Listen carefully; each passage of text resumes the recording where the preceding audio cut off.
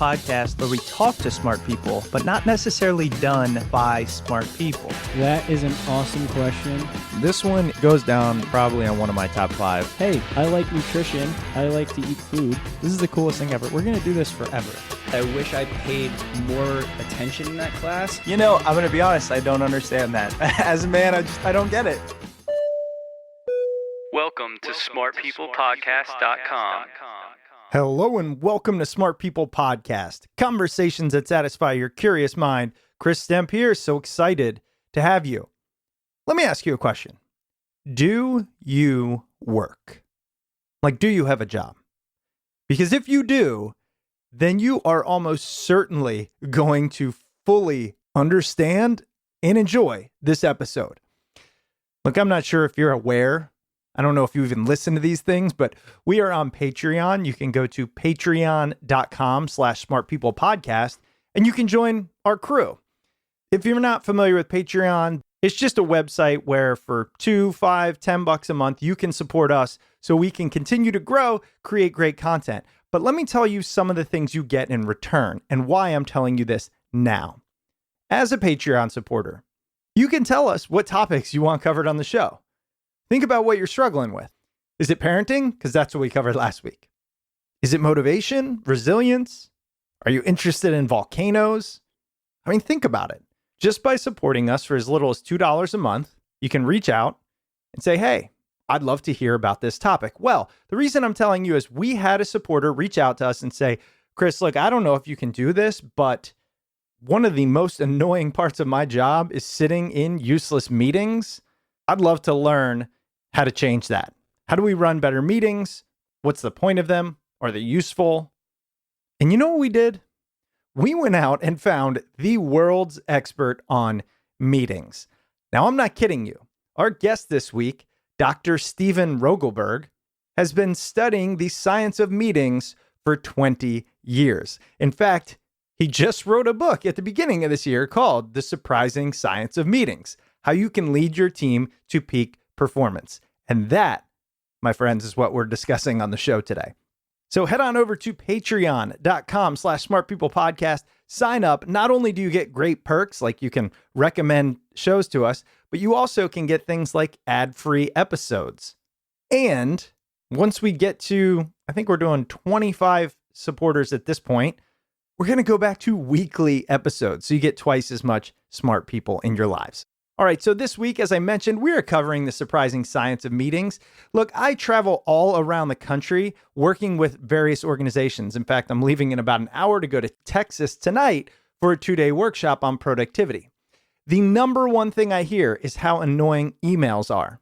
Maybe we should have an episode on that. Actually, that's a great idea. The second thing I hear is how annoying meetings are. So it was just so great that this topic came together. Somebody reached out and I said, you know what? Let's definitely cover it. So when we had Steven on, I wanted to talk to him about what makes a good meeting. When do we not need to go to a meeting? What are some ways we can shorten our meetings? And much, much more. Dr. Steven Rogelberg holds the title of Chancellor's Professor at UNC Charlotte. He's a professor of organizational science, management, and psychology, as well as the director of organizational science. He has over 100 publications and over 100 invited speeches addressing issues such as team effectiveness, leadership engagement, employee well-being, and more. He completed his PhD in industrial organizational psychology at the University of Connecticut and received his undergrad degree from Tufts University. Not only is he a smart guy, but again, talking about something we all deal with and we all struggle with. Let us know what you think. Let us know what your struggles are. Join the community. And again, you can support us and recommend guests at patreon.com/smartpeoplepodcast. Thanks so much for listening. Hope you enjoy. Here it is, our episode with Steven Rogelberg as we talk about the surprising science of meetings. Enjoy.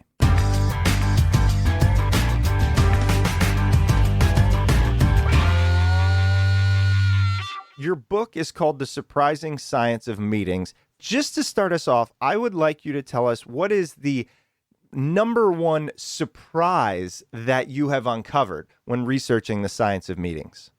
That's a fun question. Yeah. And I've been doing research on this topic for around 20 years. And I would say that what's surprising is the fact that there is a science of meetings. I think people are surprised when they learn that I do meeting science and that this is a rich science that we can draw upon to really move the dial on the vexing challenge of meetings. That's such a great point because I got to admit that did occur to me. I'm going science of meetings. But when I looked into it further, really, this is about the science of human interaction, human engagement, human motivation.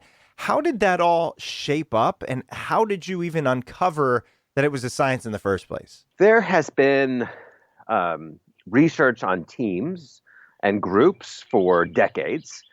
And but what interests me was to try to make meetings into a foreground topic. Feature it front and center and try to identify meaningful questions that are unique to meetings. But what really drew me to the topic was people's frustration. Meetings are just one of those areas where everyone's experiencing incredible, just they're upset and they're pretty miserable. And as an organizational scientist, that's the type of topic that I'm most attracted to.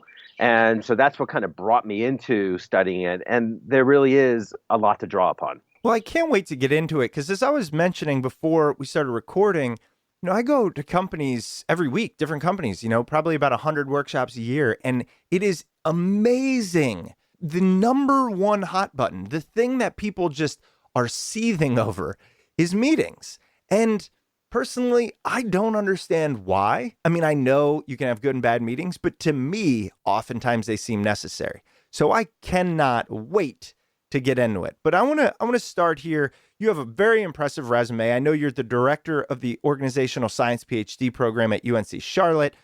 You've written this great book. You've been studying for a long time. You've won some awards on it. Tell us a little bit about how you got into all this in the first place. What excites you about understanding work, if you will? So, for me personally, I'm attracted to studying topics that seem most problematic at work. And so that's what kind of drew me into it. As an organizational scientist, our focus is on individual and organizational health, well-being, and effectiveness. And so there's lots of different ways of approaching that. Some people examine individuals and their characteristics. Others examine teams and groups. Others examine leadership, how organizations can be structured. Why I moved so strongly into meetings is that there are approximately 55 million meetings a day in the U.S. That's a lot. And at the same time, meetings are identified as the number one time waster at work. And when you think of that juxtaposition, tons of meetings, tons of frustration, you can conclude that we're living and dying in meetings. But I saw it differently. I saw it as a great opportunity that we can do something really positive to help address this challenge. Because after all, the elimination of meetings is a false solution. We need meetings. We need meetings to coordinate, communicate, have consensus decision making. In many regards, organizational democracy takes place in meetings. So the elimination of meetings is a false goal, but the elimination of bad meetings is the true goal. And that's what really brought me in. 55 million meetings a day. How does one even calculate that? Yeah. So there have been a number of estimates. One practice is, just kind of sampling individuals and, asking them their meeting activity based on their Outlook calendars or something like that. We can get a typical week and then extrapolate to, 48 work weeks or what have you. So there's different ways of sampling. And so we've had estimates based on a day, and then you can extrapolate forward. We have estimates based on a week, you extrapolate forward, et cetera. So most of the data seems to converge that there's a heck of a lot of meetings. Yeah, it really is. And when you think about the time involved, my next question then is, you mentioned meetings in and of themselves aren't bad. And that was the thing I really wanted to start with coming into this, because in my opinion, meetings are just a term for work. I mean, I've been in all kinds, good and bad, but most of the time they're not completely useless. the reason the meeting is called is at least seemingly necessary, and people are doing work in them. So talk to us a little bit about what you've uncovered about the benefits of meetings first. Well, there's lots of potential benefits.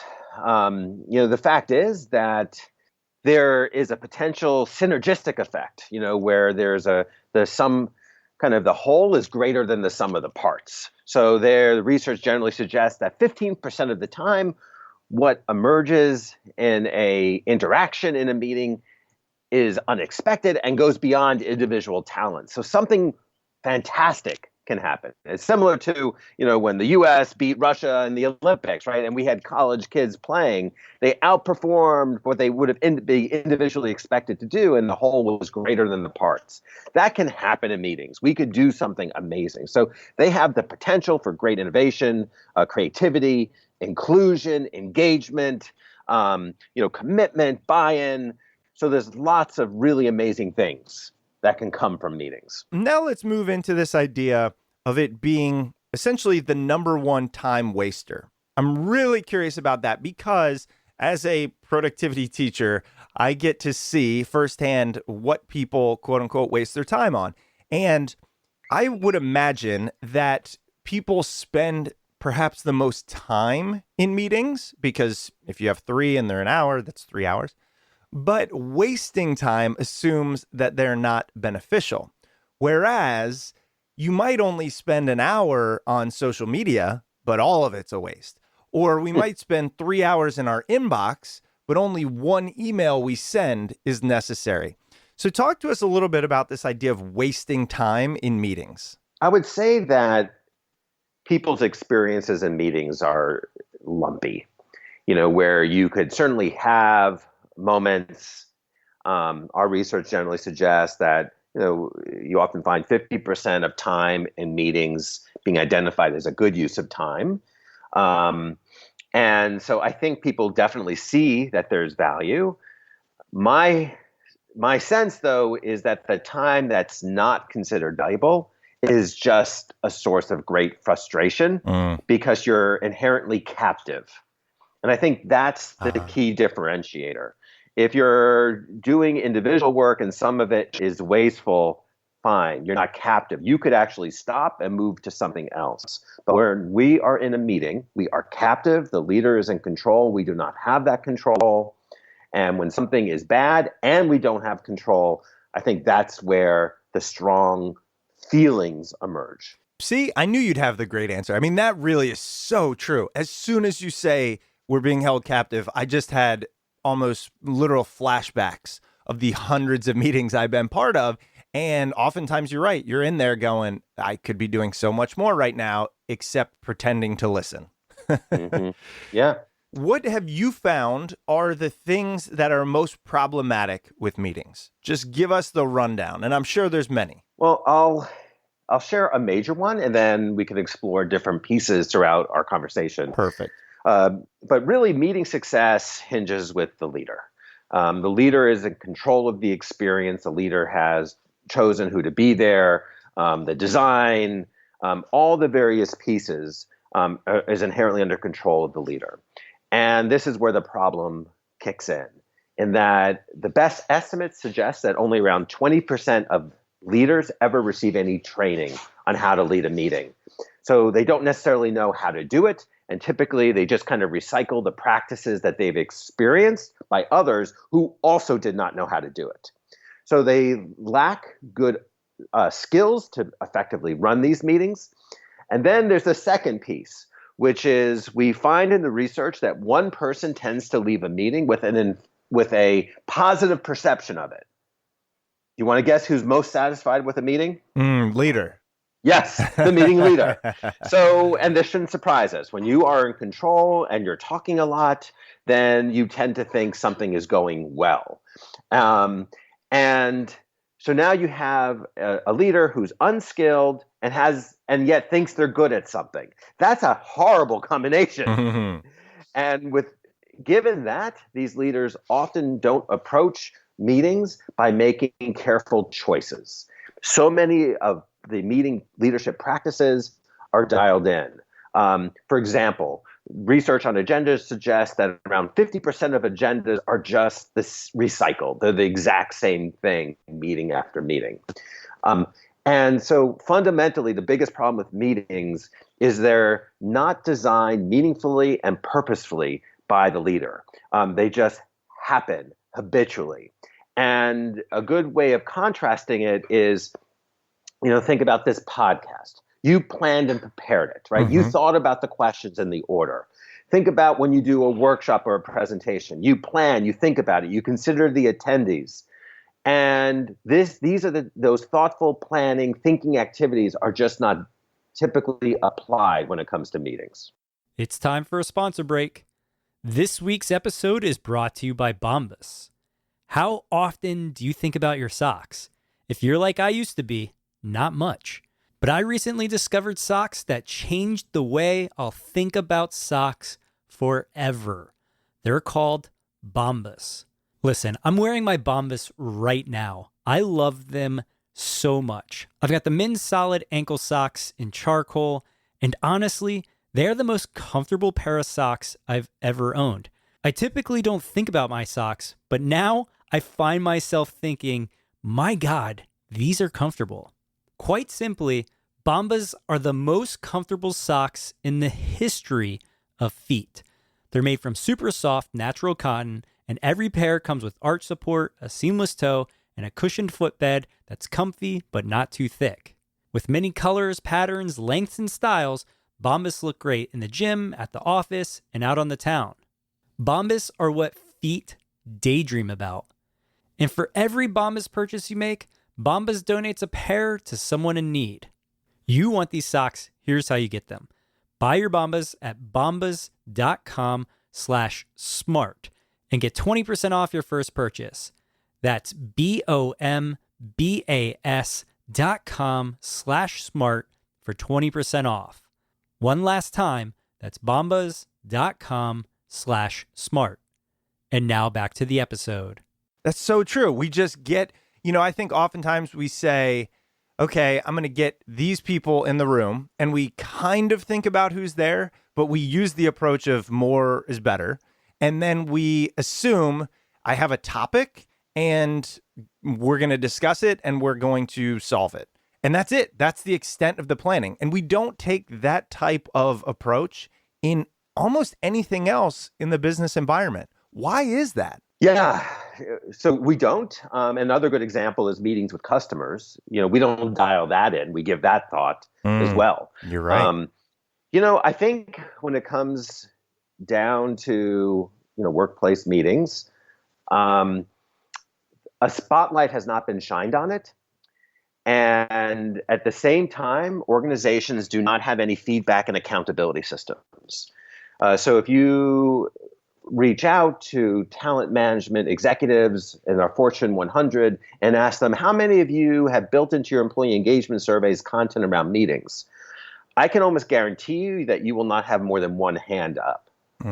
And when you think about this, given how many millions of meetings there are and organizations are not having accountability and feedback systems in place, then basically these bad practices just keep perpetuating themselves over time. But if an organization, did have some type of content, let's say in meetings on their engagement survey, then you would start being able to report out on meeting effectiveness at division levels and department levels. And then leaders would be held accountable for them. And then leaders would say, hey, how can I move the dial on this? How can I get better? And next thing you know, people aren't just dialing it in. They're taking it seriously. And they're buying my book. they would say, hey, that's a good path forward. Yeah. But then, but I will say that, I do think that my book's success in the market is a function that I think organizations are starting to recognize, that building accountability and really trying to kind of change things. I think there's more of an appetite than ever. There's so many things a leader is judged on or evaluated on, right? How the people feel, how much money you're making, revenue, sales, turnover, all these things. But when it comes to how people feel about meetings, everybody knows they don't like them. I mean, that might be a broad brush, but most of the time people are like, yeah, we have to have meetings, but they're not that good.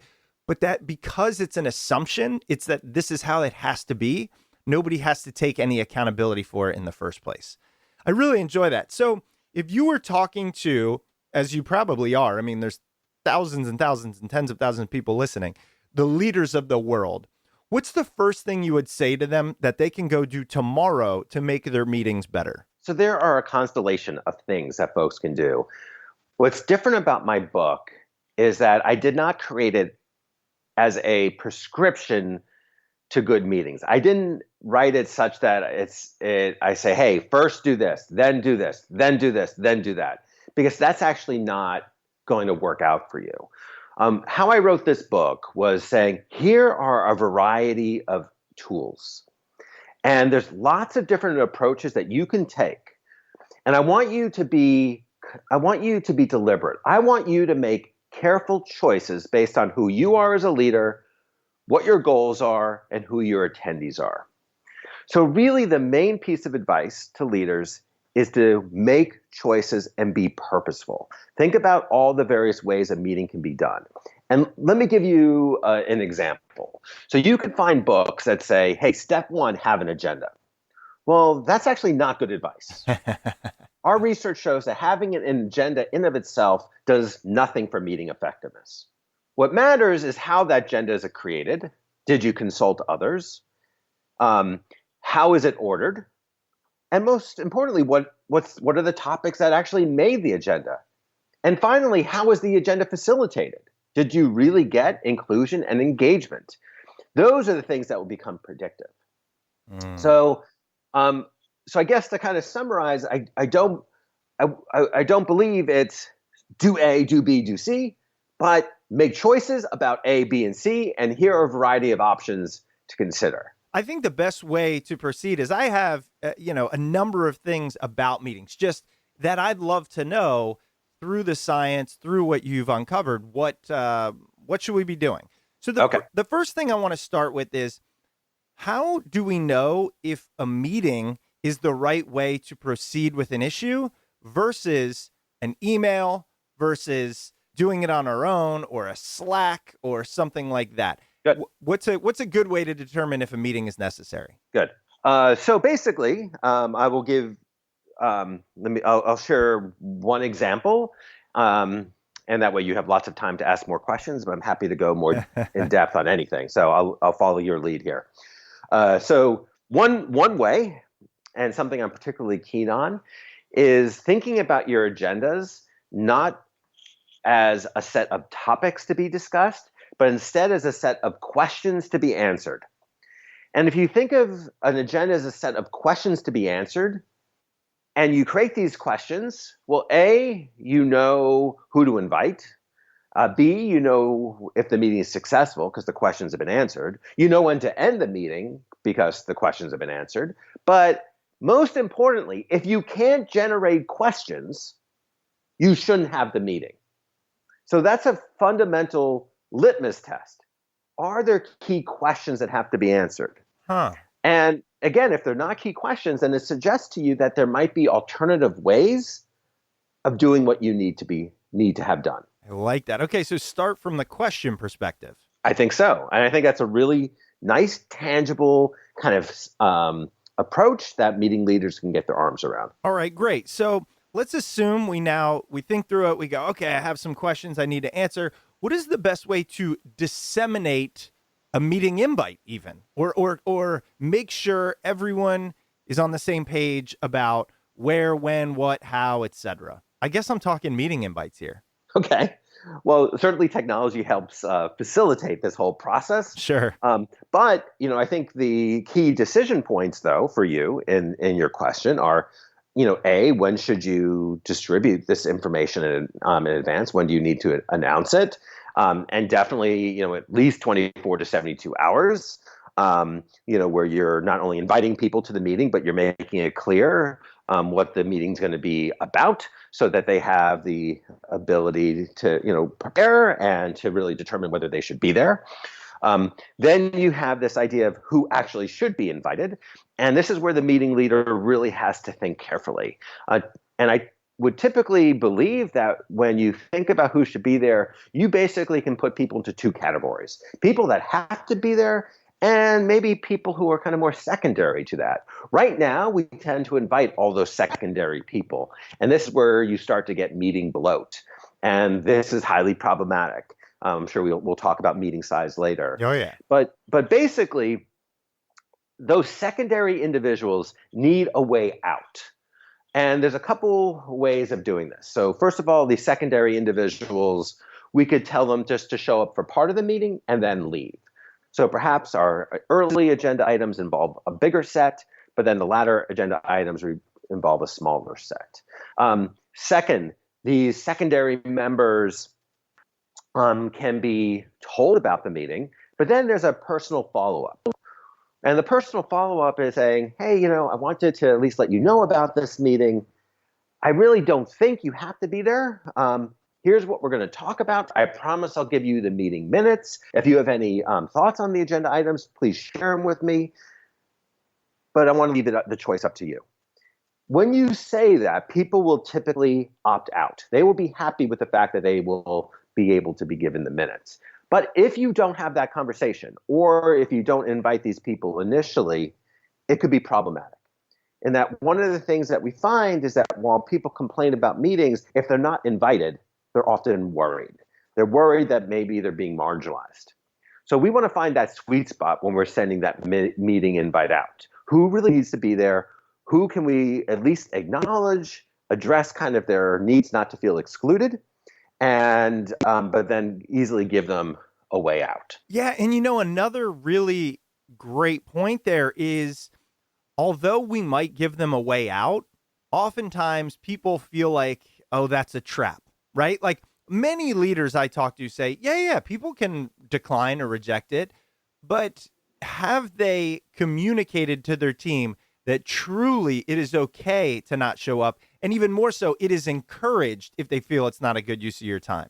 Did you run into that in your research? Oh, yeah, definitely. Yeah, I mean, I think you're spot on. And so we just want to kind of create a culture where we're always thinking about meetings as having primary and secondary attendees. And that, the secondary attendees, we keep our promises. We do indeed give them careful minutes. We do indeed allow them to change their mind at any point. But these people are empowered to make choices.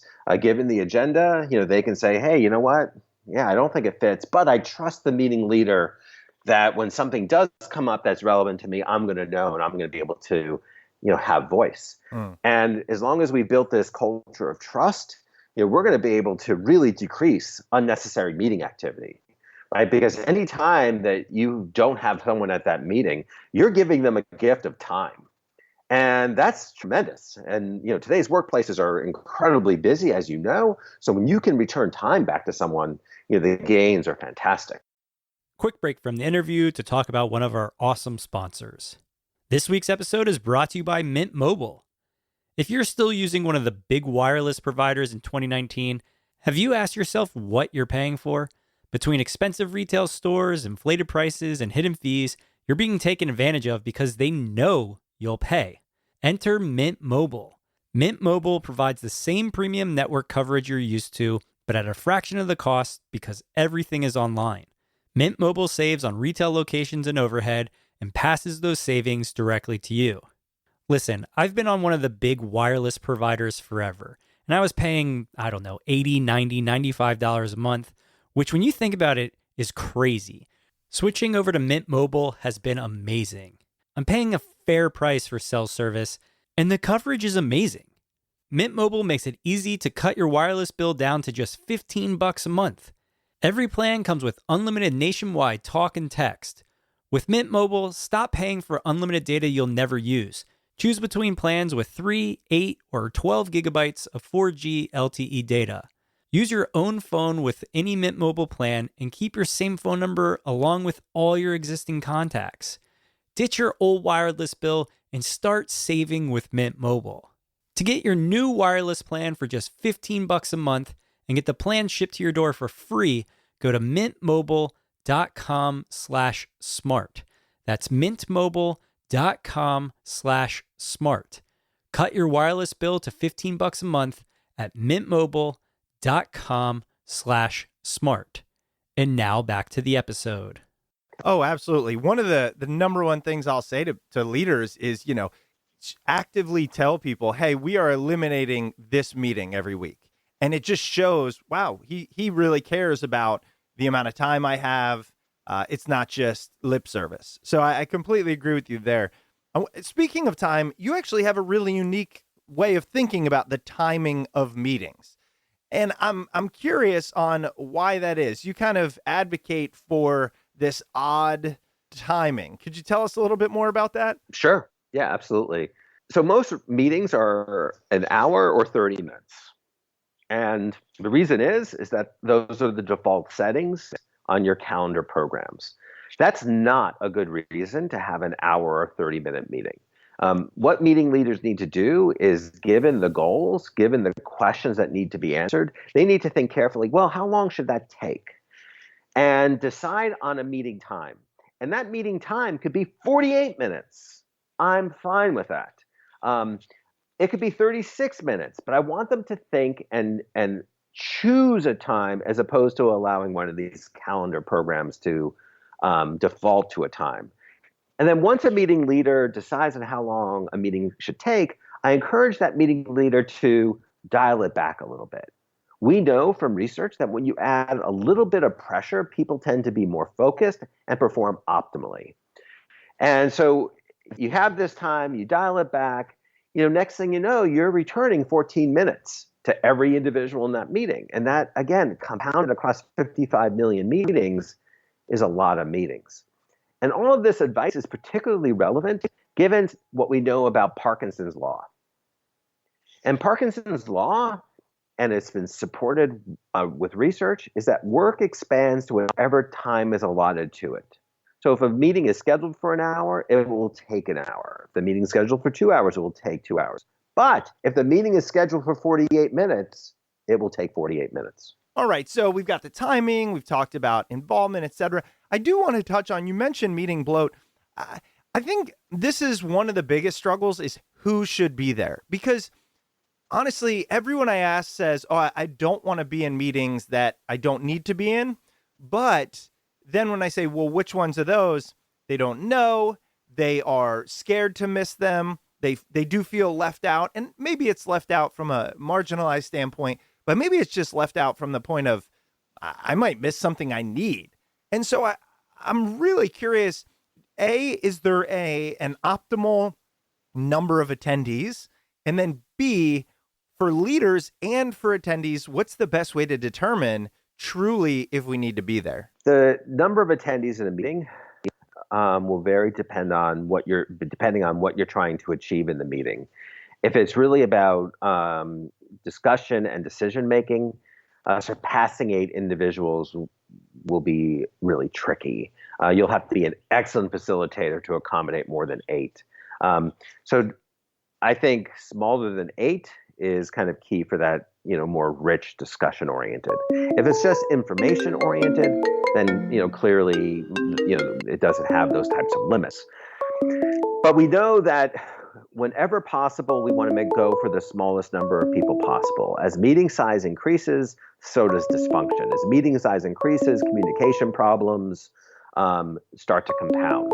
As meeting size increases, just the available time for people to speak individually decreases. As meeting size increases, so does social loafing, which is the idea that we tend to reduce our efforts when we're around lots of people. So leaders have to try to make these things as small as possible. Now, who should not attend? I really believe I think we know the answer to that much better than we admit. I think that when we say, hey, here's the question that needs to be answered, here's the topic, we can identify the key people. It's like creating an invite list for a wedding, right? When you create an invite list for a wedding, we know who those top 100 people are. It's easy. But there's this point of inflection. We say, well, as soon as we invite this person, oh, now I think we have to invite these next set of people. And so we know who the primary and secondary are. But once we start to move a little bit to the secondary, it unlocks a flood of other potential secondary people. And so the key is identify those primary, identify those secondary, but for those secondary, reach out to them, let them know, and then build trust by, assuring them that they're going to have the meeting minutes, build trust by telling them that they can reevaluate the decision at any point, and be sure to invite them to still share input on the various topics. When you have that conversation with people in that secondary group, they will choose to opt out. But without that conversation, you create problems. You create the concerns, the distrust, the worry, the angst, and it is not at all helpful for the culture. Already, I mean, there's so much thought that goes into it. I just wanted to pause here for a minute and kind of acknowledge, I would imagine a lot of the reason leaders do this poorly is because they go, it's the same thing everyone else says. I'm so busy. Now you need me to think about the exact people that need to be there. Every question we're answering, how I'm going to facilitate it, who's going to get invited, how they're going to get invited, the timing, the location, all these things. And I've got to have 4 meetings a day. I'm sure you hear that all the time. What do you tell those leaders? I love the question. It's a fantastic question. And so I would say that, when you make a little bit of that investment in planning, you will be returning time back to others. And these activities of being planful, it only takes 5 minutes. It is not taking much time. But right now, people aren't making these choices. But making these choices is not hard. And so I would say it's a very small investment to give everyone a larger return on investment. I will also add that it will ultimately be good for your career to make this investment. Namely, as a leader in an organization, your early promotions can be based on certain talents and skills that you have. But over time, your ability to get promoted and not derail is going to be tied to your ability to effectively leverage and engage your teams. And your ability to effectively lead meetings is critical to that ability to engage those around you. Thus, being good at doing meetings not only helps others, but it directly helps you. Your success will be better assured by getting good at this. So like anytime you teach someone some productivity tips, at first it seems unnatural, but it will soon become natural. It will become quicker and more efficient and more effective to engage in this. And then you'll start reaping all kinds of positive dividends. What's different about this is not only will you earn positive dividends, but all those around you will as well. We get caught up in this mode of there's so much to do and I just need to execute before thinking. And we fail to realize the opportunity cost. Like you said, if a leader spends 20 minutes planning for a 30-minute meeting or 30 minutes planning for a 30-minute meeting, which you're saying is a lot of time, but say they do, that's going to feel like a lot of time. But if there's 10 people in that meeting, the kind of exponential time savings is what really matters. And like you said, the morale, what comes from the meeting. So it's really such a great point. There's 2 other things I have for you that I think are not just critical, but they are a little more difficult. I want to touch on this idea of technology, remote meetings. I mean, frankly, I can't even keep up. You've got Zoom, you've got Slack. Everyone has their different chat functions now. You've got these FaceTimes, you've got Google Meet, you've got Hangouts, so many different ways. And I realize, look, technology I think is helping. People can work from home and we can save commute time, but it also changes meetings in and of themselves. So first, what did you uncover about kind of technology and remote meetings and their impact on productivity and the ability to get things done? The technology can be a tremendously positive tool, but fundamentally, we need to make sure that the person leading the meetings knows how to lead a meeting. Um, Otherwise, having a great gadget doesn't do much for you. So the critical skills of meeting leadership, which we've talked about, are fundamental to making these tools work for you. And without it, it's going to be problematic. With that said, having these tools certainly unleashes a whole host of positive consequences.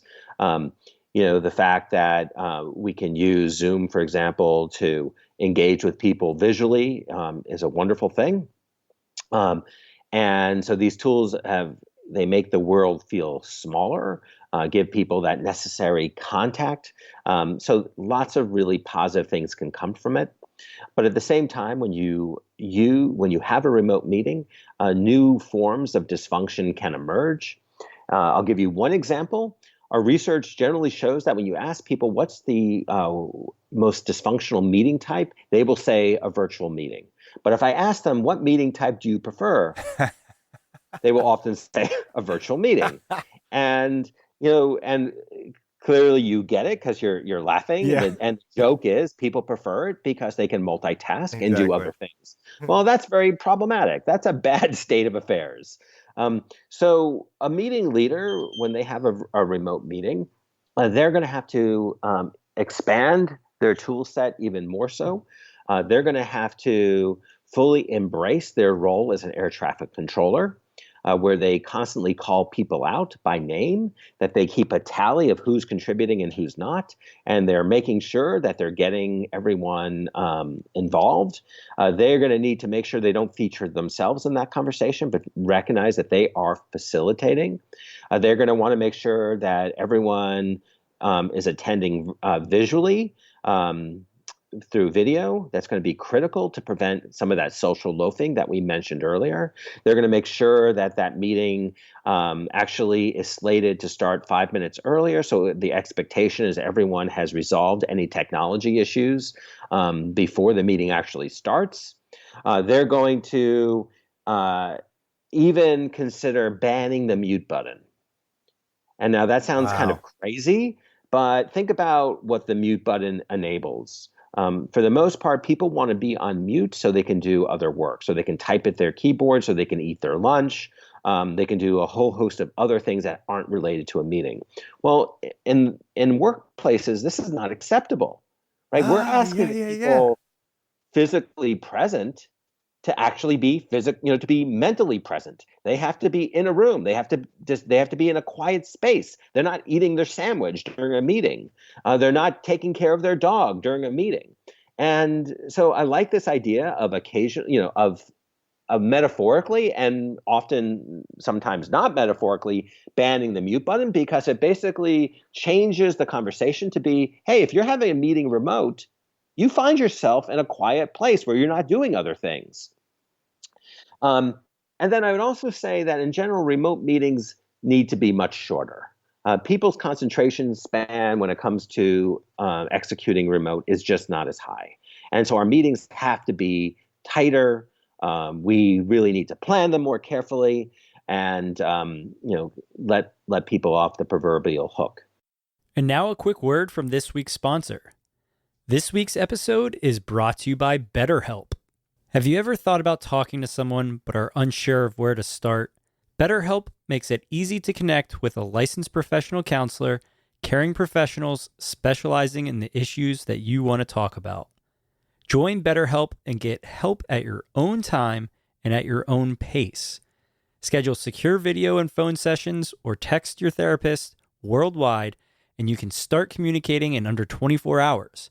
It's a truly affordable option, and Smart People podcast listeners get 10% off your first month with the discount code SMART. If you've been wanting to talk, you can get started right now. Go to betterhelp.com/smart. Simply fill out the questionnaire and get matched with a counselor you'll love.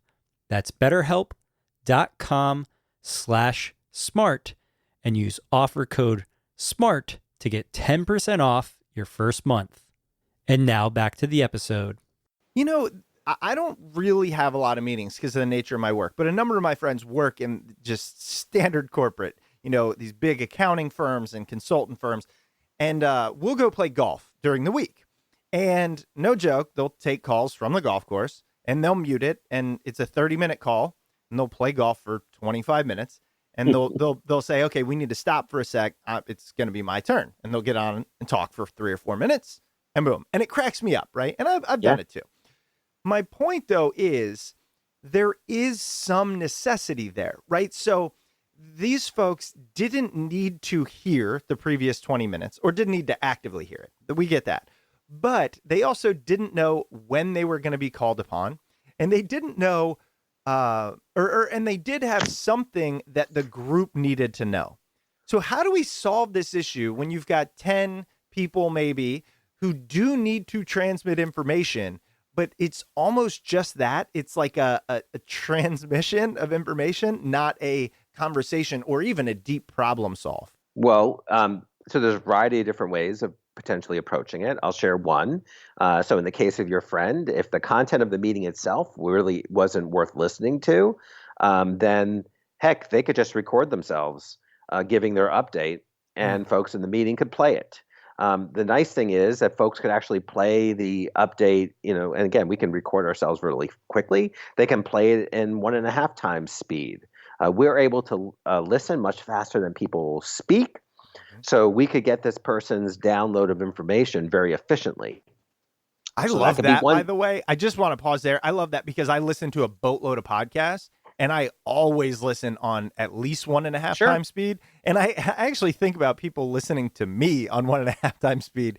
And at first it feels a little, it just doesn't feel right. But then I realize it's just efficiency. So thanks for that. Yeah. Sure. So that's one thing. The second thing is you could time the agenda. So basically, this person could be told at this particular time they're going to jump in and share their thoughts. That's another potential solution, and that's not hard to implement. And then if really the goal is just that your friend is on the phone in case someone has a question.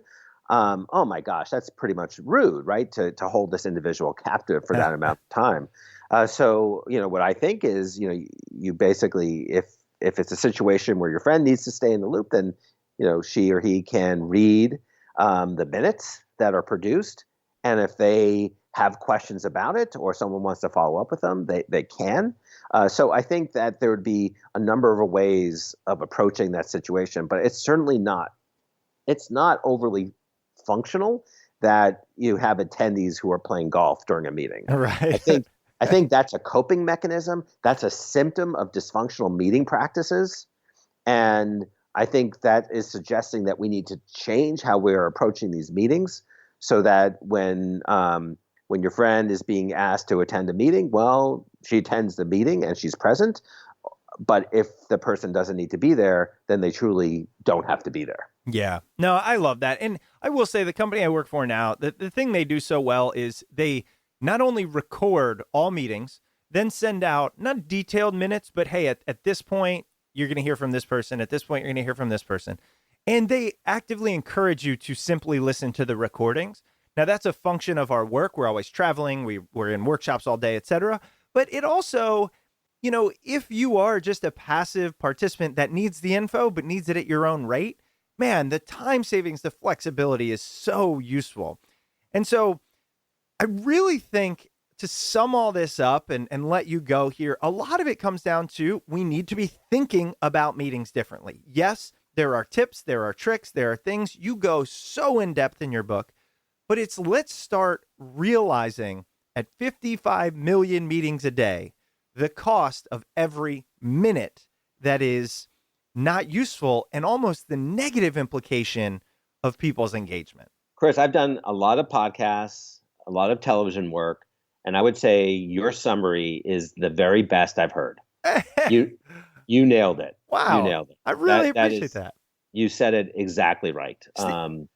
Thank you. No, thank you. I was so excited to have you on. I really appreciate your time. I know how busy you are. And for our listeners, I mean, the book is blowing up, and I talk about it in the intro, and I'm sure you're doing multiple interviews, so I want to make sure I let you go. But before I do that, let us know, we will, of course, link to the book. It's The Surprising Science of Meetings, How You Can Lead Your Team to Peak Performance.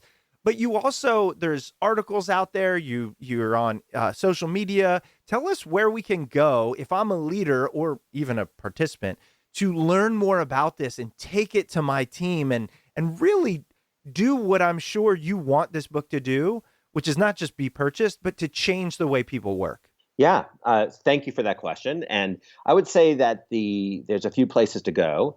So my website is stevenrogelberg.com. So that's really simple. Also, you could go to thesurprisingscience.com. So either one of those will lead you to my content, a lot of the podcast interviews, as well as links to various articles I've done. So those would be terrific places. I invest most of my social media time on LinkedIn. So I would definitely love to connect with individuals. Just throw in the name Steven Rogelberg into LinkedIn, and we'll meet up that way. But I try to keep stevenrogelberg.com really fresh with all kinds of content, because as you noted, I'm very grateful and fortunate that it is blowing up, and there's constantly new pieces coming out in the Wall Street Journal and Harvard Business Review. And so I'd love to for folks to be able to check them out. And I just want to highlight also in the book, it's not just something to read. I mean, you have active, here's some things you can do. Here's some worksheets and basically there are tools in there as well. Yeah, definitely. I tried to find the sweet spot of a call to action, a call to diligence and changing how we think about meetings, but then also providing a whole host of options and tools and approaches that leaders can consider. Perfect. Well, again, Steven, thank you so much for being on. Thanks for taking and tackling this issue, which again I see everywhere. So I appreciate the insight. Oh, it's really been a pleasure to chat with you. Thank you so much for reaching out. An interview that's near and dear to my heart. I hope you enjoyed that interview with Steven Rogelberg.